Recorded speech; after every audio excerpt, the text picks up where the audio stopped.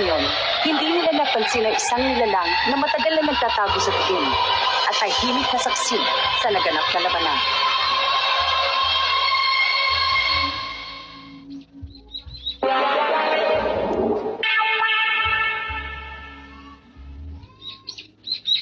Siyempre, nung una nabigla ako. Pero ganun talaga si Reka. Siguro ang bawat isa sa atin ay binigyan ng iba't ibang kapangyarihan para gamitin.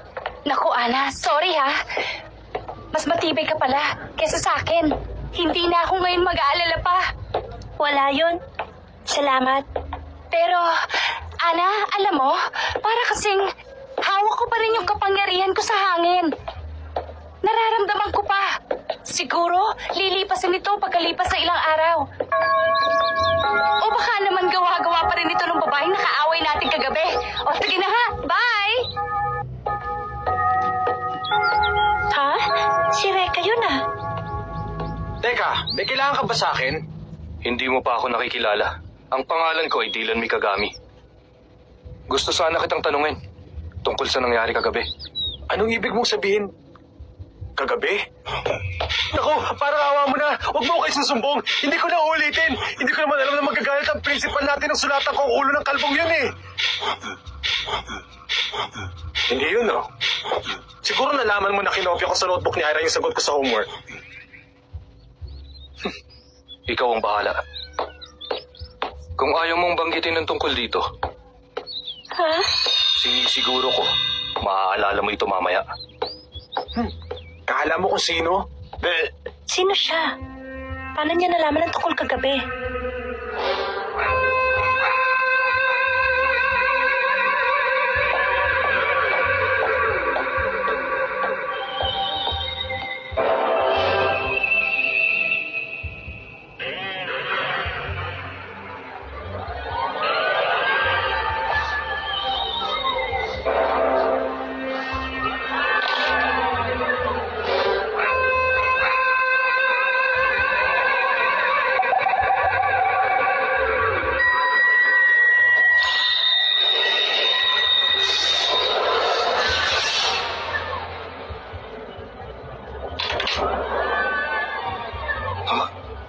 Nasa iyo palang isang mahiwagang sandata ng Hokage, ang Ensui. Makapangyarihan ang sandatang yan dahil kaya nitong pumutol ng kahit ano sa isang iglap lamang. Anong ibig mong sabihin? Huwag mo nang ipagkaila pa sa akin. Ginoong Dylan Mikagami. Ha? Kilalang kilala ko ang buong pagkatao mo. Hindi ba nawalan ka na isang minamahal sa buhay dahil sa mahiwagang sandata na yan? Ang pangalan niya ay Jessica Mikagami at siya ang iyong kapatid. Sino ka? Anong kailangan mo? Ako si Emma Kagehoshi. Maaari bang ikwento mo sa akin kung paano namatay ang iyong nakatatandang kapatid na babae?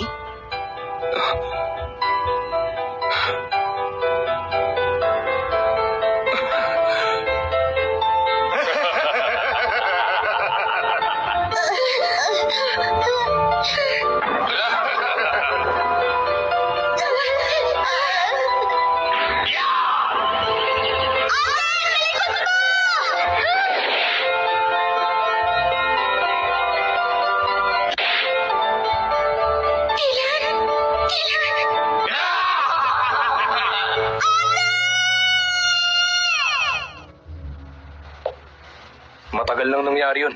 Nakalimutan ko na. Sandali. Kahapon ay nasaksihan mo ang paglalaban ni Reka Hanabishi at Ira Kirisawa pero hindi pa sapat ang nakita mo. Kulang pa. Anong ibig mong sabihin? Hindi mo pa rin alam ang totoong dahilan kung bakit naganap ang mga nangyari kagabi. Alam mo na taglay ni Ira ang isang sandata, ang mahiwagang sandata ng Hokage na kung tawagin ay Fujin.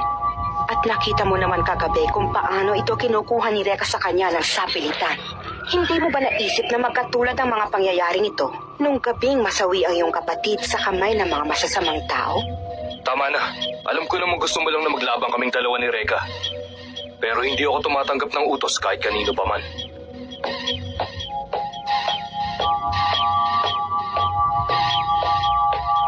Ano man ang sabihin mo, alam kong nakapagpasya ka na.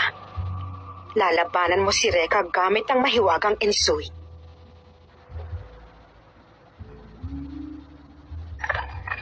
Ay, may tanong ako.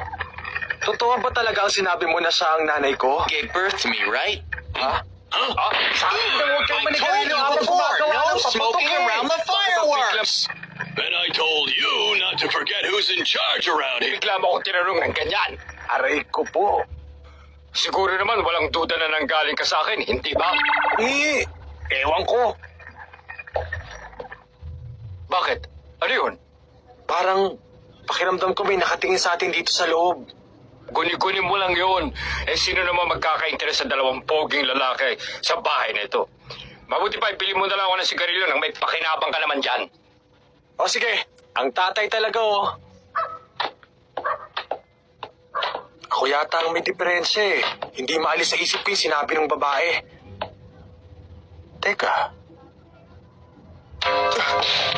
Sigurado kong may sumusunod sa akin. Pero sino?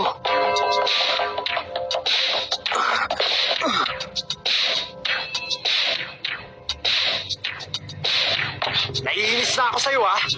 Ano ba talaga gusto mo? Kanina ka pa buntot ng buntot sa akin, eh. Kung away ang gusto mo, sabihin mo lang. Hindi kita uurungan. Sige. Alam ko namang hindi ka mananalo sa akin dahil puro ka lang yabang. Anong sabi mo? Malakas na siya.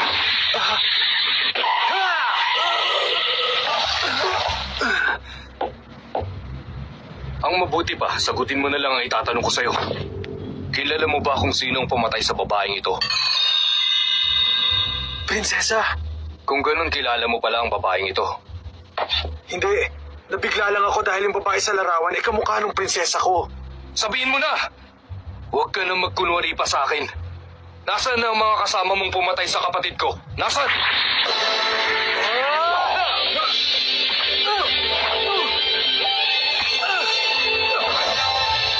Pwede ba? Bago mo ako pagbintangan ng kung ano-ano dyan, bawiin mo muna yung sinabi mo. Sinabi mo na hindi ako mananalo sa'yo. Bawiin mo. Hanggat maaari, pinipigilan ko sarili ko na gamitin ito. Pero mukhang pinipilit mo ako. Ano yun?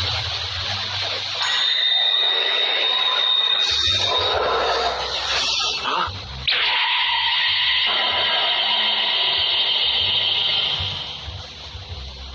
Ang Ensui, ang sandata ko at kayamanan. Ate Jessica! Ate Jessica! Dylan, tanggapin mo. Ano to? Ito ang kayamanan ng ating angkan. Yan din ang gusto nilang makuha ng sakitan. Ipatatanggol ka niya sa lahat ng oras. Dylan, mag-iingat ka. Ate Jessica! Ito ang Ensui. May kapangyarihang kontrolin ng tubig. Pero sinisiguro kung hindi mo ito makukuha sa akin! Tumigil ka na! Ha! Ah!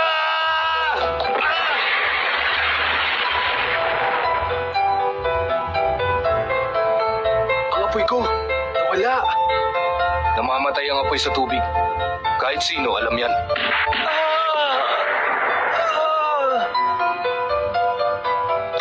May nangyayari kay Reka. Gusto siyang saktan ng isang lalaki. Siguro naman ngayon, alam mo na kung ano pagkakaiba natin. Alam ko na. Pero hindi pa rin tapos ang laban natin. Tapos na! Baliwala sa akin ang kapangyarihan mo. Naririnig ko ang boses ni Reka. May masamang nangyayari sa kanya. Kailangan ko siya makita. Sige na, magsabi ka na ng totoo. Sabihin mo na kung sino yung mga lalaking pumatay sa kapatid ko. Hindi ko alam. Pag nagpatuloy ka pa sa pagkukunwari, tatapusin na kita. Pinapangako ko yan. Hindi mo ba ako narinig? Hindi ko alam! Tapos ka na!